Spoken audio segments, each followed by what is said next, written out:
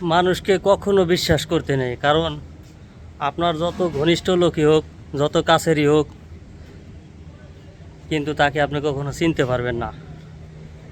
মানুষের মনের ভিতরে যে হিংসা কাজ করে সেটা আপনি কখনো কল্পনা করতে পারবেন না।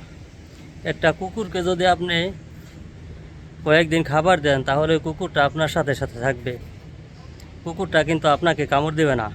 আপনি মানুষের যত বড়ই উপকার করেন, যখন তার উপকার শেষ হয়ে যাবে তখন তখন দেখবেন এর পরিণাম আপনি লাথি খাবেন।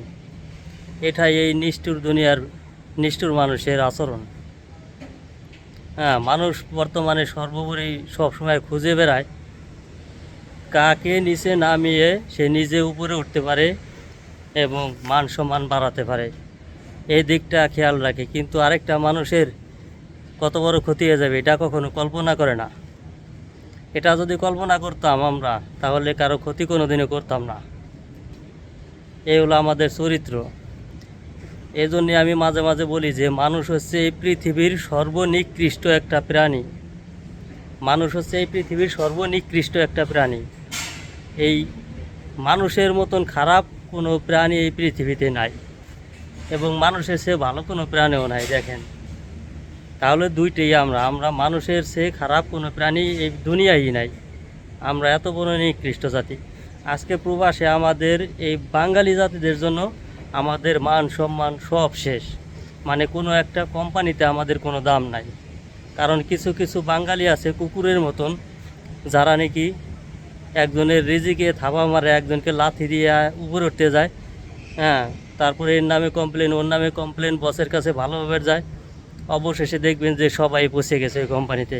তখন বস নিজেই বলে যে তোরা বাঙালির এই খারাপ, কারণ তোরা একজন আরেকজনের নামে কমপ্লেন করস।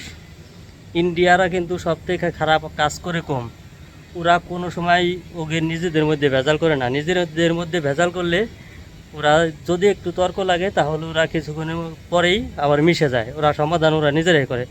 আর আমাদের বাংলাদের মনের ভিতরে এত পরিমাণ হিংসা, আপনি একটা কথা বলবেন, ওই একটা কথারে যতদিন আপনি ওই কোম্পানিতে থাকবেন ততদিন পর্যন্ত আপনার পিছিয়ে লেগে থাকবে।